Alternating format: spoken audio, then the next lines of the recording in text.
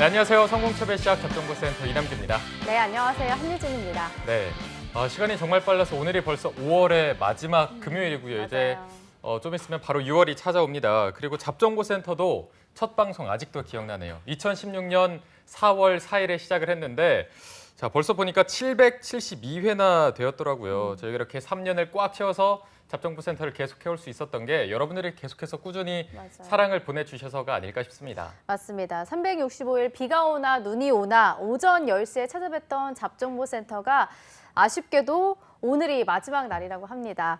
하지만 다음 주 월요일부터 다시 또 투데이 잡스가 새롭게 단장된 모습으로 여러분들을 찾아뵐 예정이니까요. 네. 저희 둘은 나오지 않더라도 여러분들 함께해 주시기 바랍니다. 네, 저희도 뭐 굉장히 아쉽고 여러분들도 아쉬울지는 잘 모르겠지만 아쉬울 거라고 저희는 생각을 하고요. 네. 저희가 마지막 회에 맞춰서 정말 기쁜 소식을 하나 더 들고 왔습니다. 저희가 왜 떨어졌나 시즌 5를 함께 진행했었는데 그때 아마 간호사 맞아요. 출신인 한은지 학생이 감사하게도 셀트리온에 합격했다는 소식이 들어와 있어서 다 같이 일단 합격에 박수 한번 부탁드리겠습니다. 네, 축하드립니다. 네, 마지막 또 이렇게 기쁜 소식을 전해주셨는데요.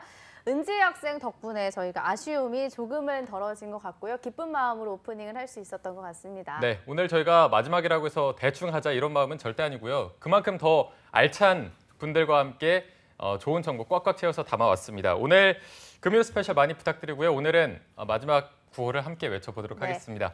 금요일 잡정보센터 지금 바로 출발합니다.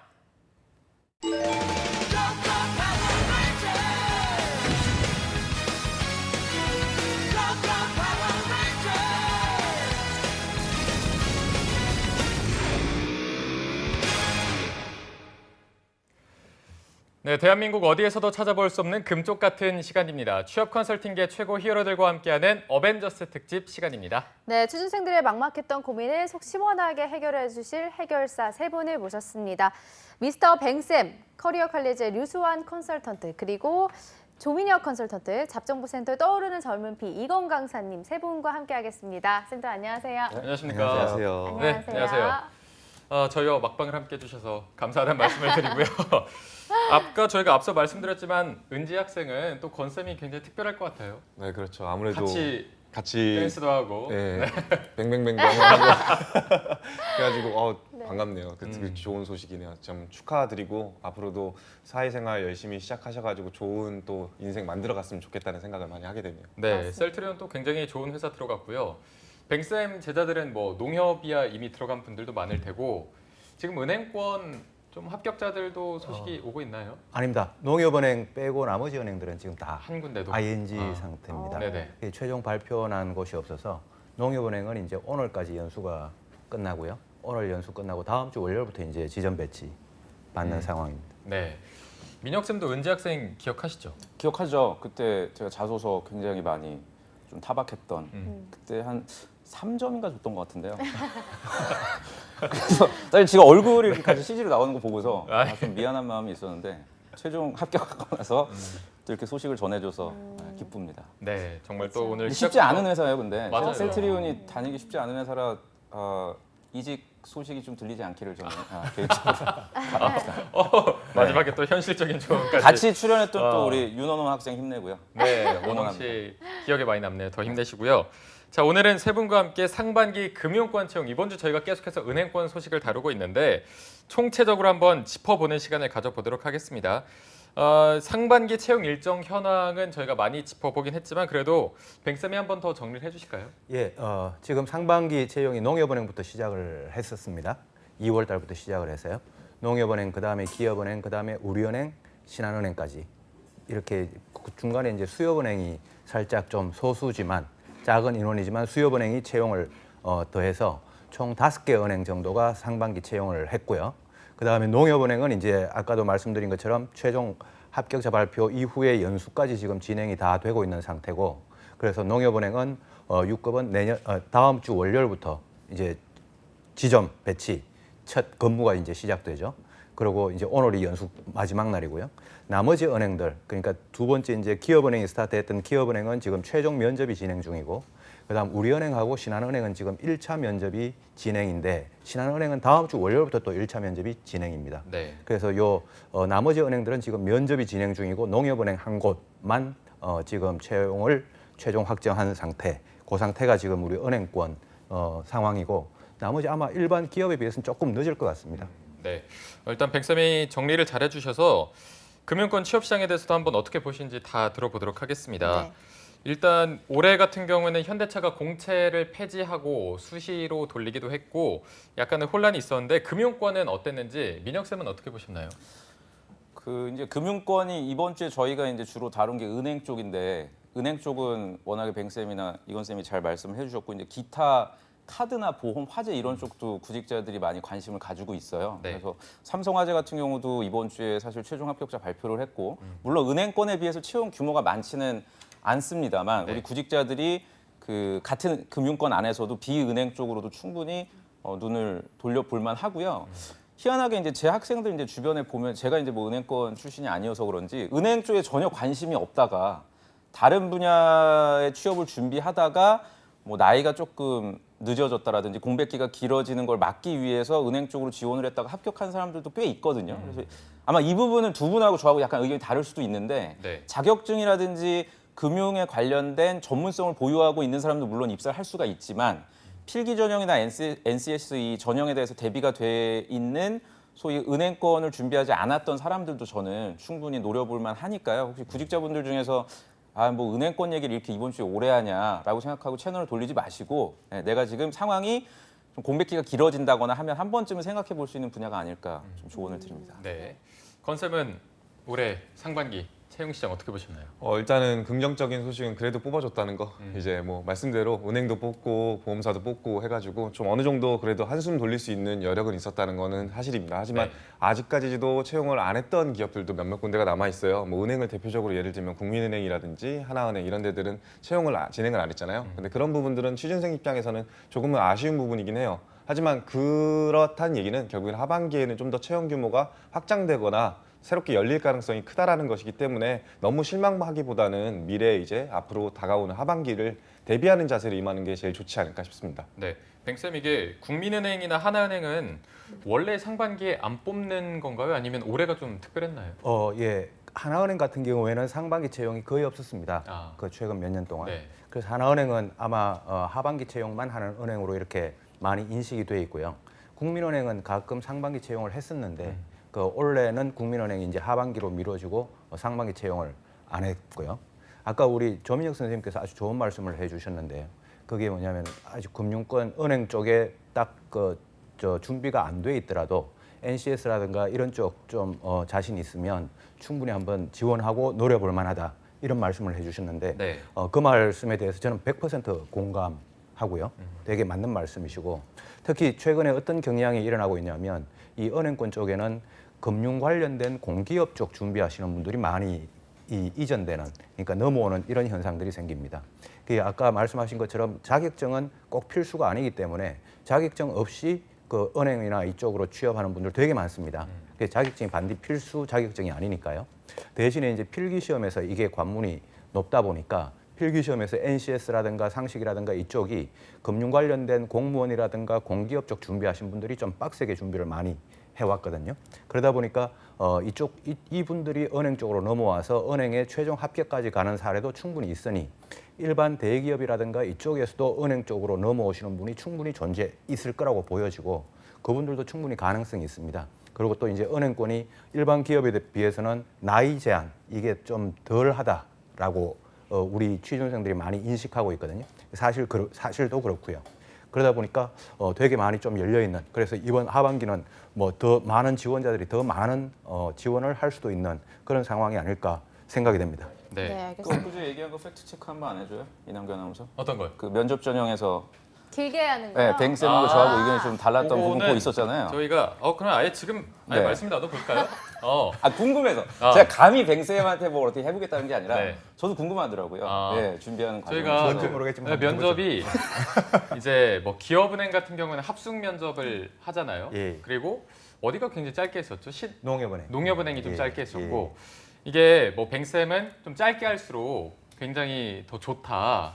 좀 취준생들이 좋아한다. 음. 예. 그리고 더 좀 짧은 식으로 이렇게 짧게 갔으면 좋겠다라고 그렇죠. 말씀해 예, 주셨는데 예. 민혁 쌤은 좀 길고 네. 합숙 면접을 했을 때 그 기업에 대한 로열티도 좀 높아지고 그러니까 그 부분이 약간 저는 뱅쌤하고 온도 차이가 있는 게 네.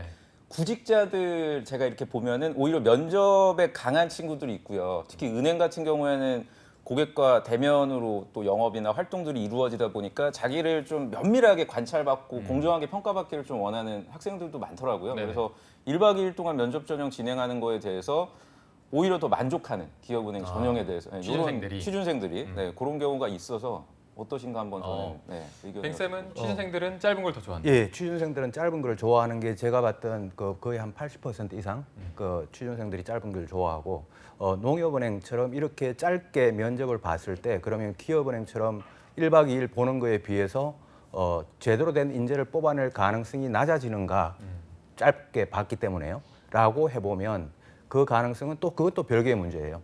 짧게 봐도 적합한 인재를 충분히 뽑을 수 있고 길게 봐도 적합한 인재를 뽑을 수 있는데 이게 길게 보기 때문에 더 나은 인재를 뽑을 수 있다라고 하는 이 가설이 면접관들이 크게 유형이 좀 그때도 이제 짧게 그 이야기를 드렸지만 유형이 나뉩니다.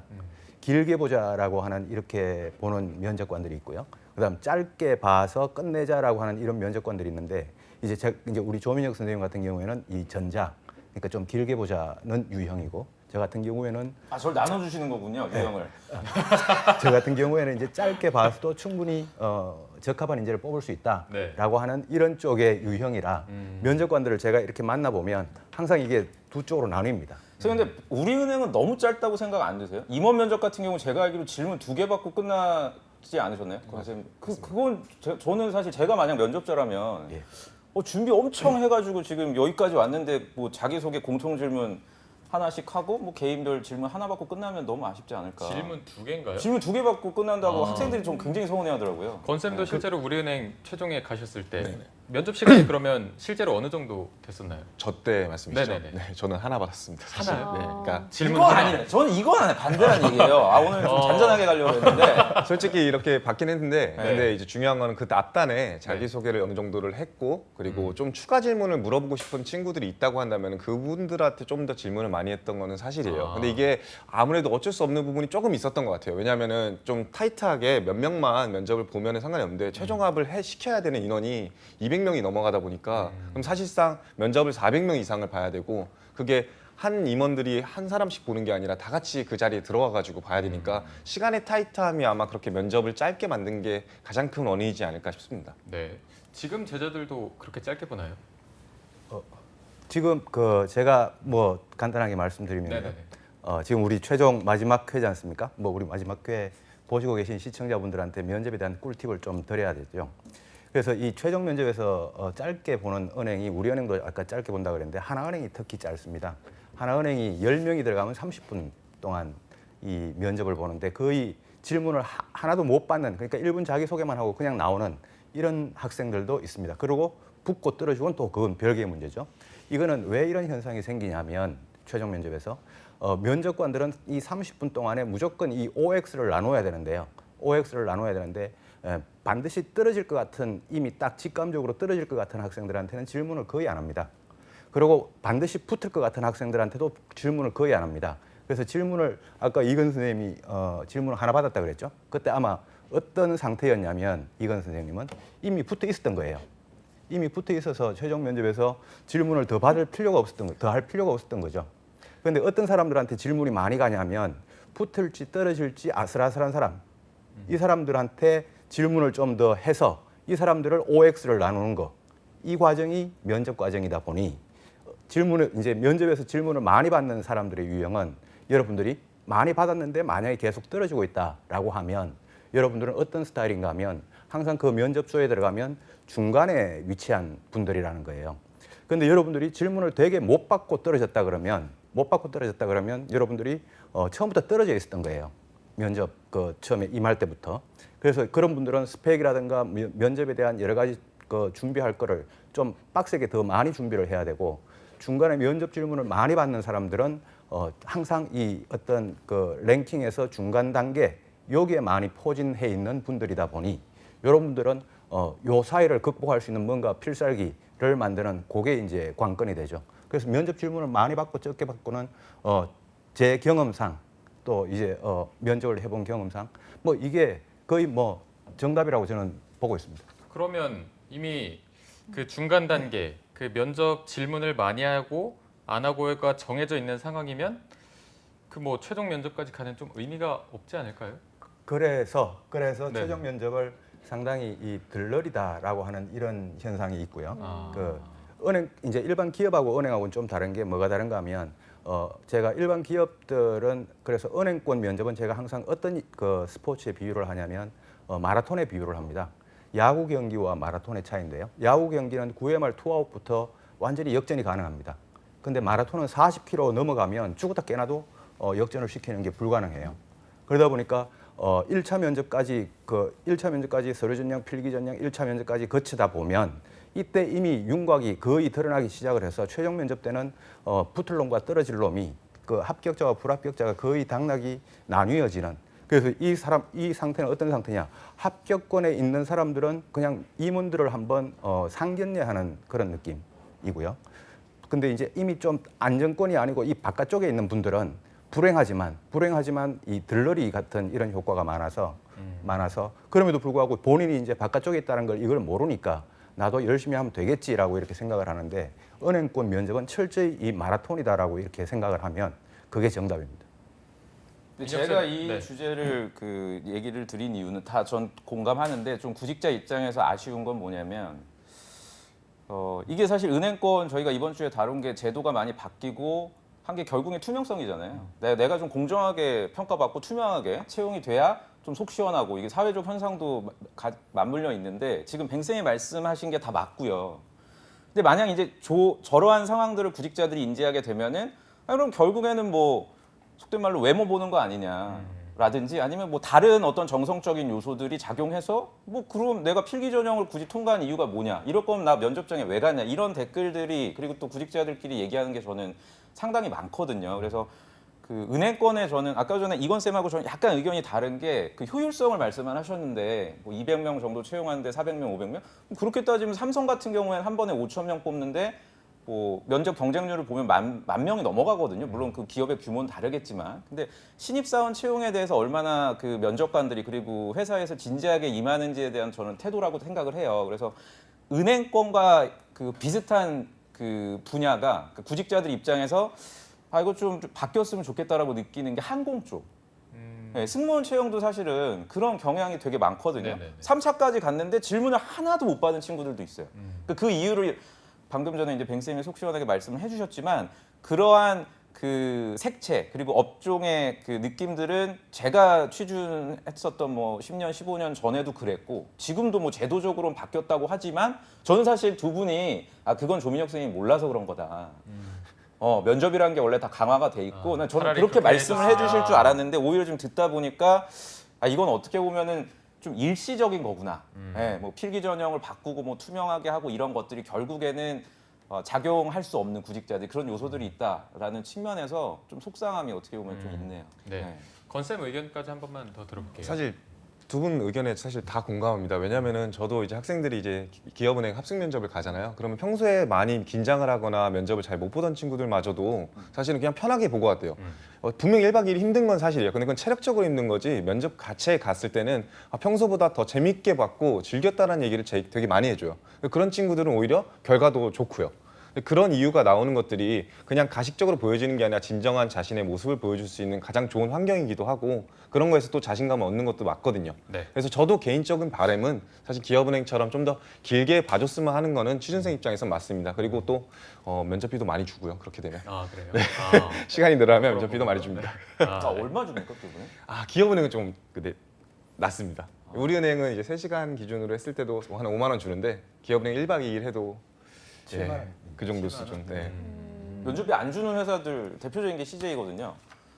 아예 없나요? 예, 그 문화상품권 그 CJ CJ 문화상품권. 네, 뭐 뚜레쥬르 쿠폰 주고 뭐 이렇게 지들끼리 나눠 먹는 거죠. 근데 확실하게 현금을 주더라고요. 은행은. 제가 알기로 우리 은행 10만 원 줬던 적도 있었던 것 같아요. 정말요? 네, 알겠습니다. 쏠쏠합니다. 네. 이 부분은 뭐 저희가 계속 뭐 나중에 시간이 되면은 저희가 없을 때 얘기를 나눠보도록 하겠습니다. 자꾸 슬프게 왜 그러시나요? 자꾸 떠오르네요. 네, 알겠습니다. 자, 그럼 저희가 이제 상반기 합격자 학생의 평균 스펙은 어느 정도나 됐는지 쌤들에게 한번 들어보도록 할 텐데 네. 민혁 쌤 제자들은 어땠나요? 은행권은 사실은 이거를 정량화하기는 어려운 것 같아요. 말씀하신 것처럼 어떤 회사는 서류 적부로 합격을 하는 회사도 있고 그리고 필기 전형의 비중이 낮은 회사도 있고 뭐 강화된 회사도 있고 한데 제 주변에 이렇게 봤을 때는 그 은행권의 고유의 특징이 뭐냐면 한번 A라는 은행에 들어가면 이직하는 경우는 거의 없더라고요. 예를 들어서 뭐 전자회사에 가면 A라는 전자회사 다니다가 B라는 전자회사라도 이직도 하고 하는데 은행은 이제 그런 게 없다 보니까 한 번에 딱 정해지다 보니까 그 은행에 맞는 스펙을 갖추기 위한 학생들이 아무래도 입사하지 않나. 그래서 우리은행 같은 경우는 자소서의 비중이 또 높다고 알고 있어서 소위 필력이 좋은 친구들이 또 합격을 하고 뭐 상대적으로 자소서의 비중이 낮은 뭐 다른 회사, 다른 은행들은 또 정량적인 스펙이 높은 친구들이 또 합격하기도 하는 그런 경향을 좀 보였습니다. 네. 네. 권쌤 제자들은 어떤 편인가요? 일단은 이제 은행권 채용의 가장 큰 트렌드와 변화가 직군의 세분화거든요. 사실 그 직군의 세분화됐던 게 저 때까지만 하더라도 그냥 일반 은행 행원, 은행원 이렇게 뽑았는데 점점 더 그게 강화되고 있어요. 뭐 지금 하반기 우리은행을 예를 들면 하반기까지만 하더라도 IT 디지털 한 번에 뽑았는데 이번 상반기에는 IT 따로 디지털 따로 이렇게 해가지고 직군이 총 9개까지도 세분화됐거든요. 그리고 그 각각의 특징에 맞는 가점 요소라든지 자격증들이 변화가 심해졌어요. 그래서 그런 부분들을 좀 공략했던 친구들이 아무래도 유리하지 않았을까라는 생각을 하긴 해요. 근데 앞서 말했듯이 민혁 쌤이 말씀하셨듯이 그런 부분들 예를 들면 아무것도 없는 친구들이 지원했을 때도 그럼 결과는 안 좋냐라고 얘기하면 그건 또 절대 아니에요. 자기에 대한 확신이라든지 이 업에 대한 확신을 갖고 있던 친구들은 다 좋은 결과를 가졌던 건 사실이지만 아무래도 조금 더 그런 쪽에 특화되어 있는 친구들이 자신을 어필하기도 더 편리했고 그리고 자신감도 또 있다 보니까 조금 더 좋은 결과를 쉽게 얻지 않았나 이렇게 생각합니다. 네. 저 약간 또 이건 쌤하고 의견이 다른 게 예. 오늘 뭐 그- 100분 토론이에요. 우리은행 같은 경우가 참 별로입니다, 회사가. 제 학생 2명이 퇴사를 했는데요. 그 2명 다 IT 직무로 합격을 시켰거든요. 네네. 근데 입사하고 나서 저희 예전에 배구공 사연 때도 다뤘는데 IT 직무로 배치를 안 했어요. IT로 합격을 IT로 했는데. 합격을 했어요. 그 컴퓨터공학 전공인 학생이고 상당히 창업 경험도 상당히 많고 정말 그 자기의 전문성, 전공 분야에 대한 그 열정이 투철한 분이란 말이죠. 그럼 당연히 이건 쌤 얘기대로 전공이 세분화돼 있고 직무가 세분화돼 있으면 코딩이라든지 뭐 보안 쪽 업무라든지 이런 쪽을 업무를 줘야 되는데 그 내막은 제가 모르겠어요. 내부적인 사정은 모르겠는데 일단은 행원으로 네가 시작을 해라.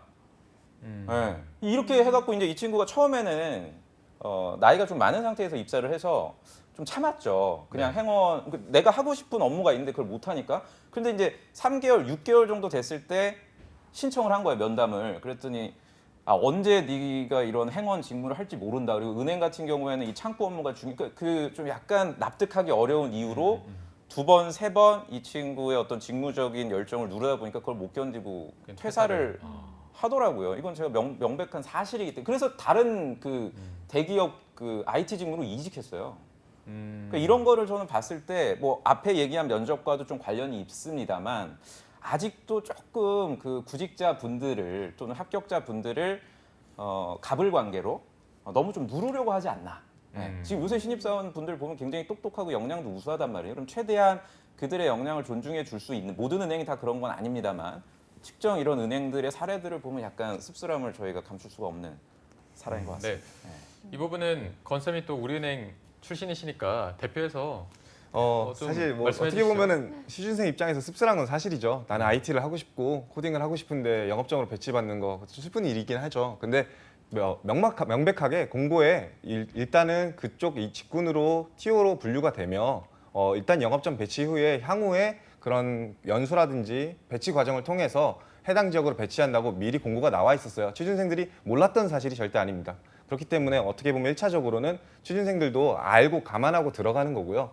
두 번째로는 어쨌든 간에 은행인의 일이라는 것은 작게는 어떻게 보면 그냥 환전이라든지 예지금 이런 것들만 있지만 지점의 일을 절대 모르고서는 본사의 일을 할 수 없다고 저는 확신합니다. 이거는 어떤 지점에서 어떤 고객들이 있으면 어떤 상권에서 어떤 상품이 잘 팔리는지 모르면 어떤 상품을 기획해야 되는지 어떤 앱을 만들어줘야 되는지 고객한테 어떤 인터넷 뱅킹의 서비스를 제공해야 되는지를 알 수가 없어요.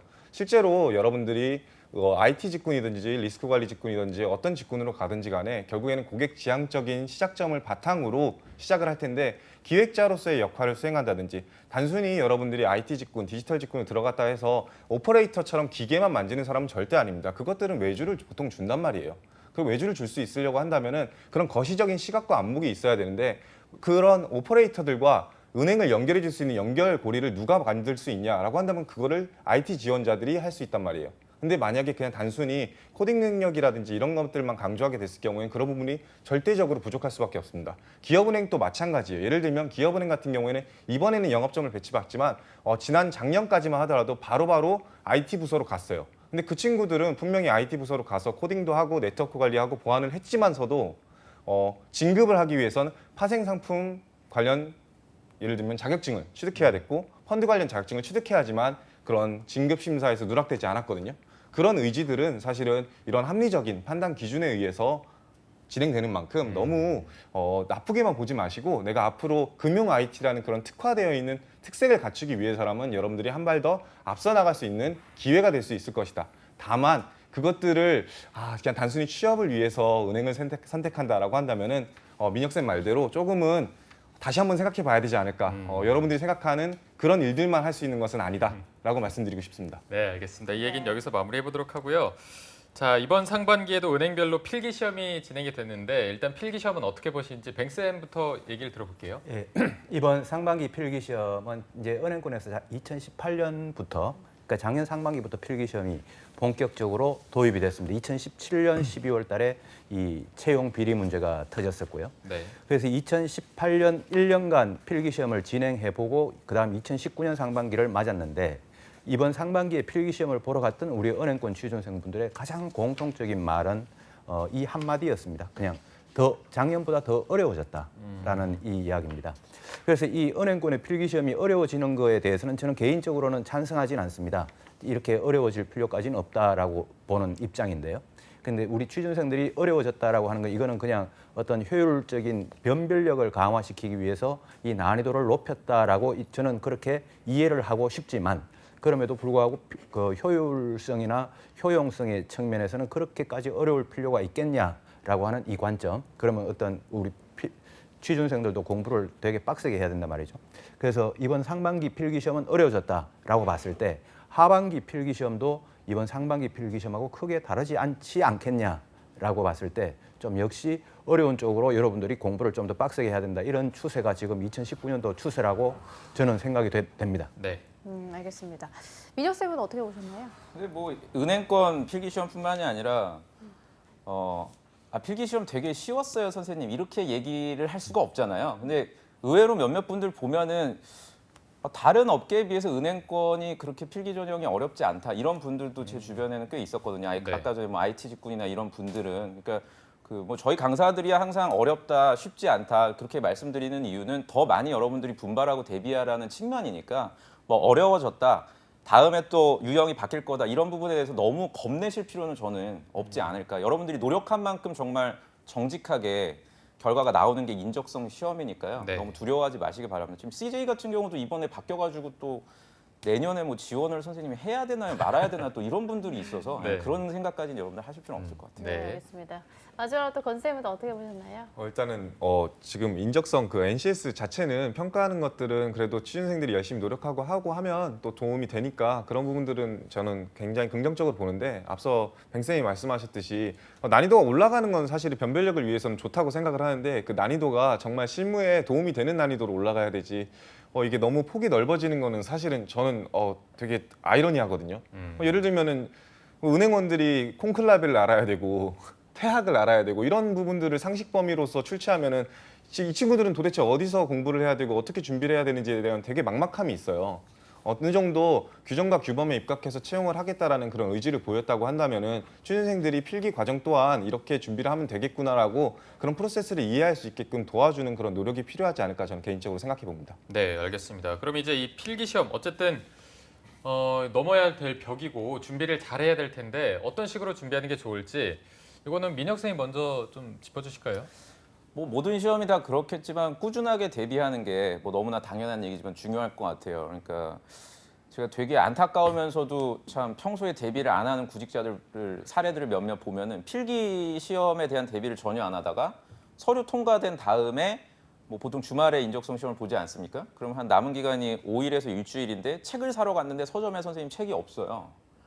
네, 그래서 저는 응시를 안 할 생각입니다. 이런 정신이 없는 친구들도 꽤 보거든요. 네, 이건 네. 그냥 굉장히 편한 자기 합리화죠. 아. 그러니까 지금 뭐 뱅쌤이 아까 말씀해 주셨다시피 하반기에 뜰 기업들이 있죠, 물론. 근데 그 기업에 맞춰서 기간이 한 3개월 또 남았으니까 지금은 그냥 경험만 열심히 쌓고 어디 청년 체험형 인턴 같은 거 하고 나중에 서류 통과 됐을 때 필기 시험을 준비하자. 이제 이렇게 되면은 최종 합격할 가능성은 굉장히 낮아집니다. 그러니까 늘 저희가 방송 때 말씀을 드렸지만 좀 정신이 멀쩡할 때 아침에 단 30분, 1시간이라도 꾸준하게 풀어주시는 것이 핵심일 것 같아요.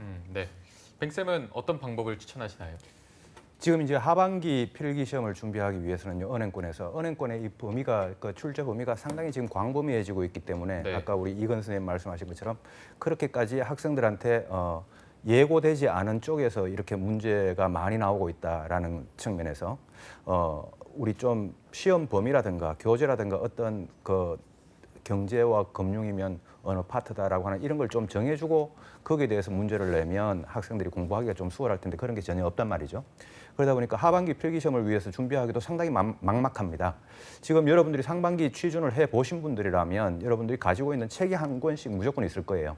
근데 NCS보다는 여러분들이 경제금융 상식 이쪽이 더 관건이 더 클 수도 있는데요. 물론 NCS도 관심이 크겠지만 이 경제금융 상식 쪽과 관련해서는 상당히 범위가 광범위하다 보니까 지금 가지고 있는 책, 그 책이 무엇이든 간에 그 책을 그냥 한 권 그냥 꾸준하게 보시고 그 이외에 책을 여러 권을 많이 읽자니 이거는 비효율적인 것 같고 그렇다고 또 아침마다 매일 신문을 보자니 뭐 신문이나 뉴스를 보자니 이거는 그냥 해오던 거였고 근데도 불구하고 별도의 책을 막 여러 권을 보는 것보다는 그래도 제가 추천하는 방식은 그래도 아침마다 또는 하루에 어떤 한 30분 또는 1시간 맥시멈 1시간 정도를 잡고 신문이나 뉴스를 그냥 꾸준하게 보는 게 그게 가장 최선일 것 같고 그 이외에 범위가 너무 넓어지고 있기 때문에 어떤 공부를 해야 될지는 상당히 좀 어려운 난해한 상황인 것 같습니다. 네. 네, 알겠습니다. 오늘 은행권에 대해서 쌤들의 이야기 들어봤는데 잡정보센터의 마지막 신의 한 수를 쌤들에게 들어보도록 하겠습니다. 네. 먼저 뱅쌤이 해주시죠.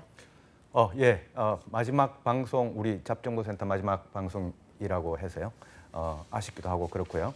자, 여러분들 이제 하반기 은행권 취준을 할 텐데 지금 5월 31일입니다. 스타트는 언제부터 해야 되냐면 여러분들이 5월 31일 지금 이 방송 보고 계시다면 이 방송 끝나자마자 바로 하반기 스타트를 하셔야 됩니다.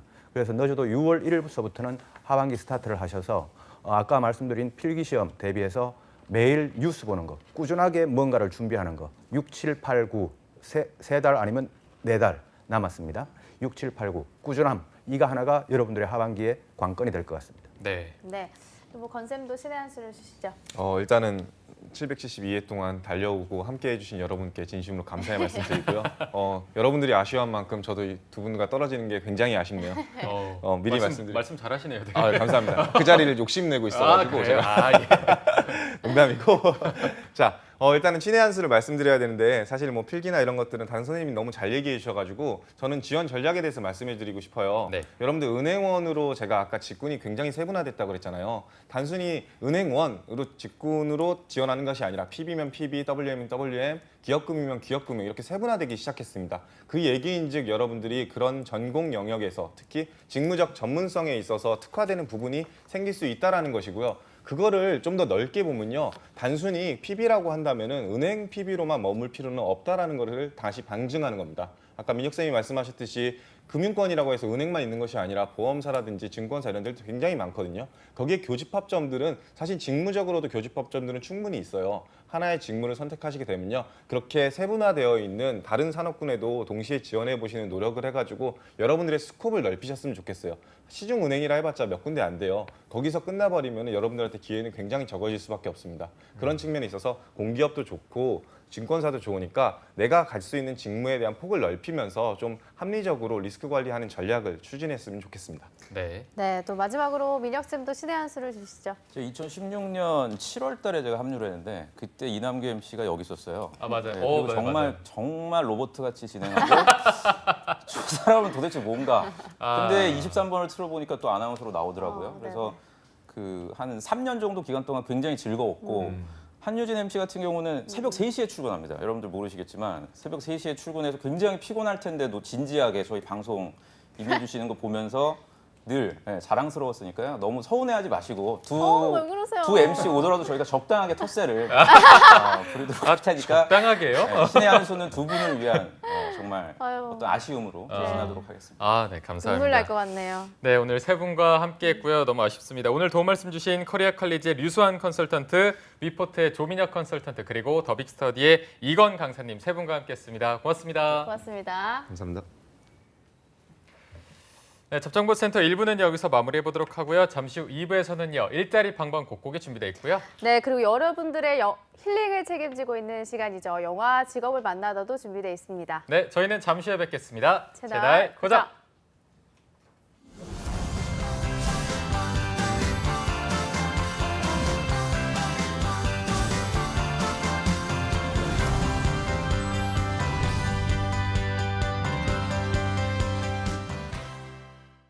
모두를 위한 취업 정보가 필요해?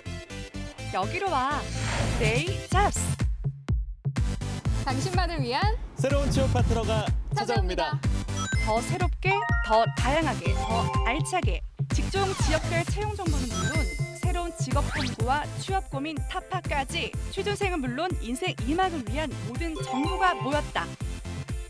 어디에서 볼 수 있다고? 매일 오전 10시 한국직업방송 투데이 투데이 잡스. 꼭 보러 올까지?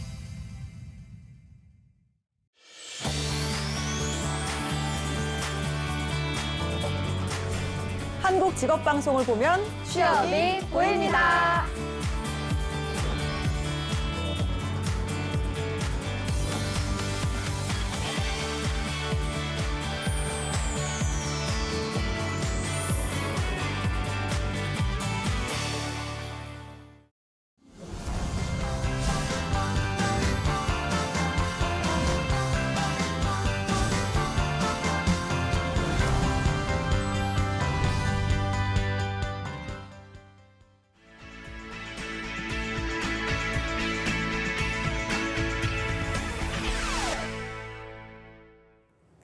네, 매일매일 전국 각지의 생생한 채용 정보를 알아보는 일자리 방방곡곡. 오늘은 경기도 먼저 연결해 보도록 하겠습니다. 이천 고용복지플러스센터의 이혜진 주무관님 안녕하세요. 네, 안녕하세요. 이천 고용복지플러스센터 이혜진입니다. 네, 오늘은 어떤 일자리 소식 가져오셨나요? 네, 이천 지역 일자리 정보 소개해드리겠습니다. 먼저 소개해드릴 곳은 여주시 능서면 능서로에 위치한 금속제품 제조업체 주식회사 뉴 아세아 조인트입니다. 이번에 제품 하자보수, 홈 가공기 유지보수 등 CS 업무를 담당할 기계제품 품질관리원 2명을 모집합니다. 학력과 경력은 무관하고 운전 가능자, 인근 거주자를 우대합니다. 주 5일 근무로 근무 시간은 오전 8시 30분부터 오후 5시 30분까지입니다. 급여는 연봉 2,400만 원 이상으로 면접 후 결정됩니다. 모집 기간은 6월 30일까지로 이력서와 자기소개서를 방문, 우편, 팩스로 접수하시면 됩니다. 네, 기계제품 품질관리원 총 2명 채용하고 있습니다. 학력과 경력 무관하게 모집하고 있으니까요. 관심 있는 구직자 여러분들은 마감일 맞춰서 지원해 보시기 바랍니다. 주무관님, 바로 다음 소식도 알려주시죠. 두 번째로 소개해드릴 곳은 여주시 강천면 걸천동길에 위치한 상경원 인터메드 요양병원입니다. 이번에 원무 파트 접수 수납 업무를 담당할 병원 행정사무원 1명을 모집합니다. 학력과 경력은 무관하고 동종업계 종사자, 닥터스 브레인 프로그램 우수자, 관련 자격증 소지자를 우대합니다. 주 5일 근무이나 직무 특성상 격주 토요일 근무가 있습니다. 근무 시간은 평일 오전 9시부터 오후 6시까지이고 격주 토요일 오전 9시부터 오후 1시까지입니다. 급여는 연봉 2,100만 원 이상, 2,500만 원까지이고 면접 후 결정됩니다. 모집 기간은 채용 시까지로 지원을 희망하시는 분들은 이력서, 자기소개서를 담당자 이메일로 접수하시기 바랍니다. 네, 구인권 또한 학력과 경력 무관한 구인권입니다. 구직자 여러분들의 많은 지원 바라겠습니다. 주무관님, 오늘 소식 고맙습니다. 고맙습니다. 네, 다음으로는 인천으로 연결해 보도록 하겠습니다. 인천 고용센터의 양정순 주무관님 안녕하세요. 네, 안녕하세요. 인천 고용복지플러스센터 양정순입니다. 네, 주무관님 오늘의 채용 소식 알려주시죠. 네. 이번 주 소개해드릴 구인사업장은 주식회사 현대방재 ENG입니다. 주식회사 현대방재 ENG는 인천시 미추홀구 조안동에 위치한 소방시설 공사업체로 소방시설 설비 시공기술자 1명을 구인합니다. 학력은 관계없으며 경력은 1년 이상입니다. 직무 내용은 소방점검에 따른 지정 내역의 소방시설을 보수 공사하는 업무를 담당하므로 소방설비 기사의 기계 분야와 전기 분야 자격증은 필수로 있어야 합니다. 주 5일 근무로 오전 8시 30분부터 오후 6시까지 근무하고 임금은 연봉 4천만 원에서 5천만 원 수준이며 면접 후 협의 가능합니다. 접수 마감일은 2019년 6월 10일까지로 관심 있으신 구직자분들은 워크넷 구인 정보를 확인하여 이력서, 자기소개서를 준비하셔서 팩스 또는 이메일로 지원하시기 바랍니다.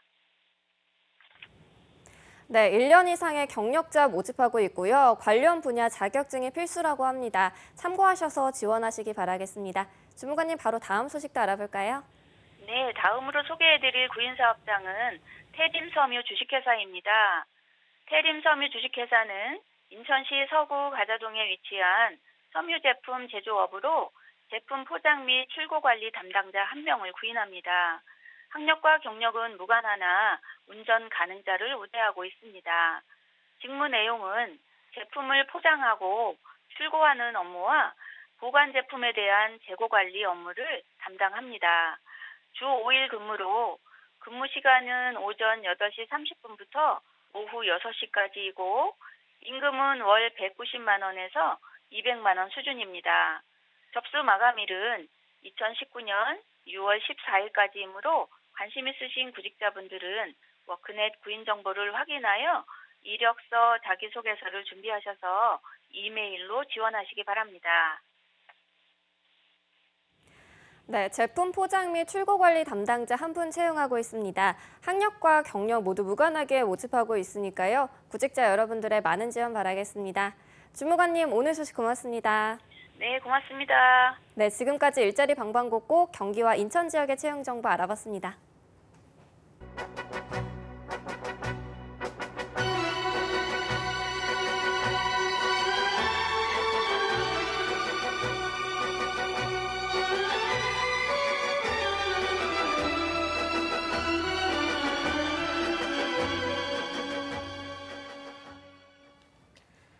네, 이어서 영화도 감상하고 직업의 세계도 할 수 있는 영화 직업을 만나다 시간입니다. 네, 오늘은 영화를 통해서 직업의 세계를 더 깊숙하고 자세하게 소개해 주실 분입니다.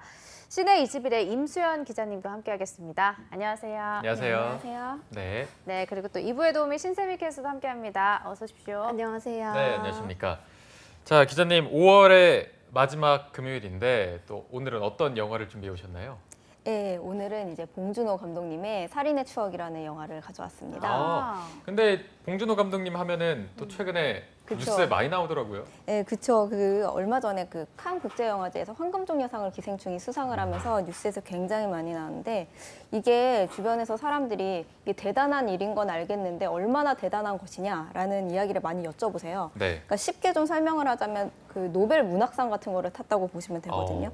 그리고 뭐 넷플릭스와의 갈등이라든지 아무래도 이런저런 말들이 최근에 많았지만 그래도 여전히 최고의 권위를 갖고 있는 건 칸 국제영화제고 거기에서 최고상을 수상한 그런 쾌거를 이룬 거라고 보시면 됩니다. 네. 네, 알겠습니다. 또 그 송강호 배우를 떠올리면 기생충뿐만 아니라 또 살인의 추억 오늘 준비해 오신 살인의 추억이 가장 먼저 떠오른다고 하시는 분들도 있어서 네. 오늘의 영화는 그럼 봉준호 감독과 송강호 배우의 영화라고 볼 수가 있을까요? 그쵸. 이게 사실 두 사람이 처음으로 협업을 한 영화이기도 하고 칸 국제영화제에서 수상했을 당시에도 이제 두 분의 약간 되게 애정 표현 같은 것이 굉장히 화제가 되기도 했었고 네, 그래서 뭐 되게 기념비적인 작품입니다. 그래서 제가 이 영화에 대해서 살짝 좀 길게 설명을 해드리자면은 네. 원래 데뷔작이었던 플란다스의 개는 이제 평단의 호평을 얻었지만 흥행에는 되게 실패한 상황이었어요. 그래서 충무로에서는 이제 살인의 추억이라는 작품을 봉준호 감독님이 차기작으로 만든다고 했을 때 범인을 못 잡고 끝나는 이야기가 흥행을 할 수 있겠냐라는 네. 우려가 굉장히 깊었는데 그럼에도 불구하고 이 신인 감독의 재능을 알아봐준 제작자와 송강호라는 배우의 합류 그리고 당시 박해일이라는 인상적인 뉴페이스의 등장까지 여러 시너지가 붙으면서 살인의 추억은 그의 최고 흥행작이 됐습니다. 그리고 2000년대 초반 하면은 사실 조폭 코미디가 되게 인기를 끌고 있던 시절이었어요. 그런데 그때 살인의 추억, 올드보이, 장하홍련이 모두 같은 해에 나왔거든요. 그래서 한국 영화계에 되게 중요한 변곡점을 만들어내고 그것 때문에 이게 쭉 이어져서 올해 황금 종려상까지 받는 그런 쾌거를 만들었다고 보여지는데요. 그래서 살인의 추억은 그 시작점에 있는 작품으로서 오늘 이렇게 좀 소개를 해드리려고 합니다. 네. 자, 이 살인의 추억은 저도 너무너무 좋아하는 영화 몇 번을 봤는지 모르겠습니다. 이 제목도 굉장히 잘 만들었다 이런 생각이 들거든요. 오늘 저도 굉장히 좋아하는 또 여러분들도 좋아하실 영화를 가지고 오셨습니다. 영화 살인의 추억 신세미 캐스터가 먼저 줄거리를 소개해드리도록 하겠습니다. 네, 살인의 추억 줄거리 소개해드리도록 하겠습니다. 1986년에 경기도 화성군 태령읍에서 젊은 여자들이 무참히 강간당한 후 살해당하는 일이 벌어집니다. 사건이 연이어 발생하면서 이 시골 마을은 범죄의 공포에 휩싸이게 되는데요. 태령읍에는 특별수사본부가 설치되고 변희봉 배우가 연기하는 구희봉 반장을 필두로 수사본부가 꾸려집니다. 배우 송강호가 열연하는 화성 토박이 박두만 형사는 애들 얼굴을 딱 보다 보면은 어느 순간 감이 딱 온다라고 말하는 캐릭터로 나오는데요. 다른 건 몰라도 자기가 사람 보는 눈은 있다고 생각을 하고 있습니다. 그와 함께 일하는 조용구 형사는 주먹이 먼저 나가는 폭력적인 타입입니다. 이 사건 때문에 자원을 해서 서울에서 화성으로 내려온 서태윤 형사까지 합류를 해서 이들은 사건의 실마리를 파헤쳐 나가는데요. 가장 먼저 용의선상에 오른 것은 죽은 이향숙을 졸졸 쫓아다녔다고 하는 백광호 역의 박노식입니다. 그 향숙이 이쁘다라는 그의 최고의 영화 명대사를 만들어낸 캐릭터인데요. 백광호는 그 마을에서 가장 약한 사람입니다. 다짜고짜 잡아와서는 폭력을 행사하니 범행을 인정하는 것처럼 보이지만 정작 현장 검증에서 자신은 이향숙을 죽이지 않았다고 말하면서 현장이 아수라장이 되고 과잉 수사 논란에 수사본부의 반장이 바뀌기까지 합니다. 범인은 피해자를 살해할 때 피해자의 물품만을 사용하고 음모조차 남기지 않는 치밀한 사람인데요. 서류를 믿고 과학적인 수사의 힘을 강조하는 서태윤은 범인이 비 오는 날 빨간 옷을 입은 여자만 골라 죽였다는 공통점을 발견하게 됩니다. 네, 여기까지 말씀을 드리도록 하겠습니다. 살인의 추억하면 가장 먼저 엔딩 장면이 좀 떠오르네요. 네. 알겠습니다. 자, 줄거리로 저희가 맛보기를 봤다면 이제는 기자님의 픽 영화 속 장면을 살펴보도록 하겠습니다. 첫 번째 픽은 어떤 건가요? 네, 지금 보시는 첫 번째 장면은 이제 당시 수사 여건이 얼마나 열악했는지 압축적으로 보여주는 장면을 처음으로 소개해드리고 싶은데요. 범인 발자국일 수도 있는 흔적이 남아있는데 경운기가 지나가서 막 망쳐버리고 시체가 있는데 막 아이들이 해맑게 막 뛰어다닙니다. 그리고 변희곤 배우가 연기하는 반장은 논두렁에서 굴러 떨어지고 이 현장 보존이 제대로 되지 않는 상황을 되게 함축적으로 이렇게 보여주는 장면입니다. 네. 저도 이 영화 보면서 그 CCTV만 제대로 있었더라도 정말 잘 해결이 될 사건인데 너무 안타까운 좀 느낌이 들었는데 이 장면 꼽아주신 이유가 특별히 있을까요? 네, 우선 개인적으로 논두렁에 꿀 발라놨나라는 그 송강호 배우의 대사를 너무 좋아하기도 하고 이 장면을 잘 보시면 카메라를 컷을 안 하고 한 번에 쭉 오래 찍는 거를 롱테이크라고 하는데 이 장면은 그렇게 찍었거든요. 이거는 합을 완벽하게 맞추고 계획을 잘 짜야 이렇게 만들 수 있는 거기 때문에 좀 약간 나 이런 거 만들었어 하면서 좀 약간 과시적으로 연출되는 경우도 많지만 그 살인의 추억은 그런 과시됨도 없이 되게 자연스럽게 연출이 되어 있습니다. 그리고 저렇게 논두렁에서 한번 굴러 떨어지는 식의 연출을 봉준호 감독 영화에서 되게 많이 볼 수 있는데요. 예전 인터뷰에서는 이게 삑사리 연출이라고 언급을 하신 적이 있어요. 그러니까 이렇게 굴러 떨어지는 게 봉준호 감독님의 대표적인 삑사리 연출이기도 하고 좀 알고 보면 되게 자연스러운 위트를 넣으면서 사실은 매우 정교하게 짜여진 롱테이크 씬이라는 점에서 되게 주목할 만한 씬입니다. 그리고 이 장면 자체가 당시의 열악한 환경을 녹여내기 때문에 80년대 시대상이 이렇다라는 걸 되게 리얼하게 보여주고 있는데요. 살인의 추억은 그냥 단지 미해결 연쇄 살인 사건을 다룬 스릴러 영화가 아닙니다. 등화관제라든지 전두환 전 대통령을 환영하는 소녀들의 모습이라든지 뭐 충분한 민주사회로의 진보가 좀 이루어지지 않았던 시절이라 있었던 당시 성고문 사건까지 살인의 추억에는 다 고스란히 이제 잘 녹아 있거든요. 요컨대 80년대는 경경들이 시위 진압을 하러 다 나가서 여자들이 죽어나가는데도 병력 지원을 못 해줬던 그런 시대입니다. 그러니까 이런 80년대의 어두운 시대상 같은 게 자연스럽게 이게 미해결 연쇄 살인 사건이랑 녹아 들어간 그런 후작이고요.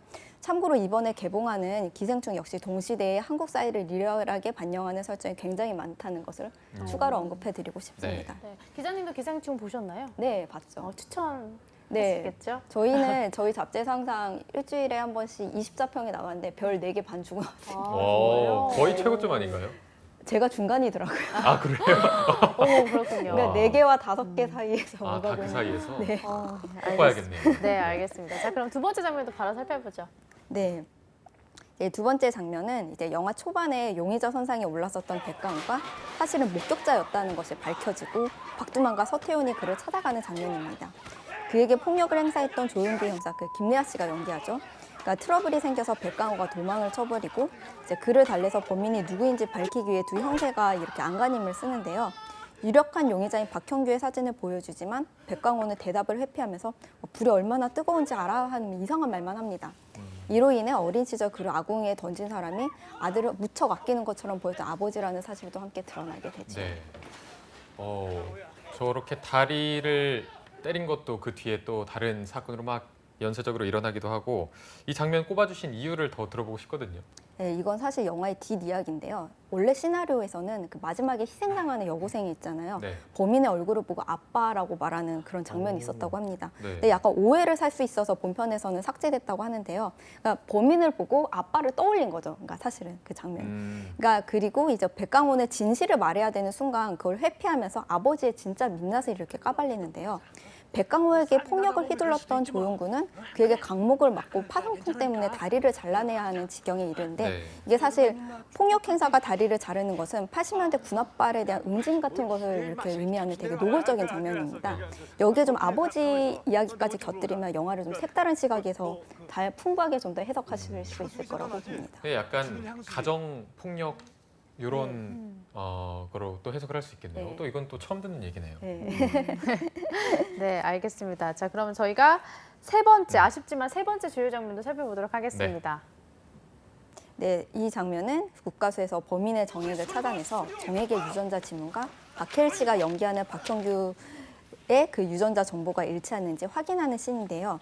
우리나라에서는 아직 이 분석 장비가 도입이 안 되어 있어서 정액 자체를 미국에 보내고 미국에서 서류가 오기만을 기다려야 하는 그런 상황이었습니다. 이게 또 80년대니까 빨리 오지도 않죠. 그러니까 자신과 안면이 있었던 여고생이 잔혹하게 희생된 것에 분노한 서태훈이 박형규를 찾아가 이렇게 막 무작정 폭행을 하는데 극적으로 도착한 서류는 그가 범인이 아니라고 말하는 그런 장면입니다. 네, 아마 여기서 많은 분들의 억장이 좀 무너지지 않았을까 싶은데 이 장면 꼽아주신 이유는 어떤 건가요? 이게 굉장히 상징적인 장면인데 서류는 정확하다고 믿었던 형사에게 서류가 그가 범인이 아니라고 말하는 거고 이제 얼굴만 보면 안다던 박두만 형사는 아무리 얼굴을 봐도 모르겠다고 대사를 하잖아요. 네. 그리고 어두운 터널 속으로 진실은 자취를 감춰버립니다. 여기에서 송강호 배우가 굉장히 유명한 대사를 남겼는데 모르겠다, 밥은 먹고 다니냐? 라는 이 대사를 하는데 사실 이게 원래 정해져 있던 대사가 아니고 봉준호 감독 이때쯤에 선배님이 대사를 좀 만들어주셨으면 좋겠다. 이때 박두만 형사라면 어떤 말을 할 것 같으냐라고 해서 정말 고민하고 또 고민해서 촬영 당일에 던진 대사라고 합니다. 근데 사실 아무도 생각지 못한 대사였잖아요. 이때 밥은 먹고 다니냐라고 할 줄은 몰랐잖아요. 그 범인은 너무 잡고 싶지만 그러지 못했던 80년대 안타까운 좌절감 같은 것이 모두 복합적으로 아주 잘 녹아있는 장면입니다. 네. 정말 이번 주말에는 이 살인의 추억을 꼭 다시 봐야겠다는 생각이 드는 것 같은데 그러면은 여기서 어떤 직업을 소개해 주실 건가요? 네, 이 영화에서 가장 극적인 순간 존재가 드러난 직업이죠. 유전자 감식 연구원을 소개해드리려고 하는데 경찰은 왠지 많이 했을 것 같아서 유전자 감식 연구원은 각종 생물 화학적 지식을 통해 사건 해결에 결정적인 단서를 제공하는 일을 하고 있는데요. 이제 각종 범죄자의 신원 확인, 미아 찾기나 잃어버린 가족 확인 등을 DNA 검사를 통해 해결할 수 있습니다. 현재 공식적으로는 유전자 감식을 통한 수사에 참여가 가능한 곳은 국립과학수사연구소 내 법유전자과와 검찰 내 검사실만이 가능합니다. 따라서 유전자 감식 연구원이 되기 위해서는 일단 이런 기관의 국가 공무원이 되어야 되는데요. 대개 대학원이나 대학에서 유전학, 생물학, 생물화학 등의 전공자이며 입사한 후에는 이제 각종 검사에 필요한 과학적 지식을 쌓은 후 일을 하게 됩니다. 네. 오늘 저희가 또 마지막 시간인데 다행히 직업을 만났습니다. 유전자 감식 연구원에 대해서 알아봤고요. 오늘 함께해 주신 시내21의 임수현 기자님 그리고 신세미 캐스터 두 분과 함께했습니다. 고맙습니다. 고맙습니다. 감사합니다. 네, 잡정보센터 오늘 준비한 내용은 여기까지입니다. 저희도 진행을 이제 여기서 마무리해야 될 것 같은데 그동안 뭐 유진 씨도 그렇고 세미 씨도 그렇고 지금 이 자리에 없는 남유진 캐스터도 굉장히 고생을 많이 해주셨습니다. 소감을 좀 한마디 들어보고 싶은데 먼저 세미 씨부터 한마디 좀 해주실까요? 갑자기 합류를 하고 나서 한 1년 정도 여기 합류를 했던 것 같은데요. 그동안 부족했는데 잘 이끌어 주셨던 남규 MC님, 유진 MC님 너무 감사하고 또 GPD님 감사드리고 작가님도 너무 감사하고요. 다음에 또 다시 한번 언제 어디서든 불러주시면 또 나오도록 하겠습니다. 감사합니다. 네, 정말 고생 많으셨습니다. 고생 많으셨습니다. 네. 유진 씨도 한마디 해주셔야죠. 네, 저희도 이렇게 세미 씨처럼 캐스터부터 시작을 해서 이렇게 얼떨결에 이렇게 여기 MC 자리까지 앉게 됐는데 여러분들 힘든 얘기도 듣고 또 좋은 얘기도 들으면서 많이 행복했고요. 고생해주신 피디님들, 제작진 여러분들, 작가님들, 또 범수 씨, 캐스터분들 그리고 남규 씨까지 너무나 감사드리고 앞으로도 저희가 여기 없지만 새롭게 진행되는 프로그램도 많이 사랑해 주셨으면 좋겠습니다. 여러분들 화이팅! 파이팅! 고생 많으셨습니다. 네. 저는 뭐 제가 알아서 하면 되는 거죠? 그럼요, 네. 아무도 물어봐주지 않네요. 소감 말하라고. 네. 저는 이제 2016년 첫 방송 때부터 함께했고 여기 지금 세미 씨 있는 저 자리에서 함께하다가 중간에 금요 스페셜 특별 MC로 들어왔다가 이제 뭐 메인 MC까지 자리하면서 어떻게 보면 제가 선배로서 이제 후배들을 이끄는 자리에 있게 되더라고요. 책임감도 막중했고 더 잘 이끌어야겠다는 그런 마음이 항상 있었는데 어떻게 잘 이끌었는지 잘 모르겠습니다. 항상 여러분들의 취업 소식이 들려올 때마다 너무나 기분이 좋았고 다음에 이제 당장 다음 주 월요일부터 시작하는 새로운 프로그램도 정말 제작진 모두가 한 뜻으로 열심히 만들었습니다. 계속해서 많은 시청 바라고요. 저희가 다시 돌아오는 날까지 아쉬운 마음은 잠시 접어두시고 저희가 마지막으로 함께 인사드리도록 하겠습니다. 네, 잡정보센터 마지막까지 시청해주신 여러분 고맙습니다. 고맙습니다.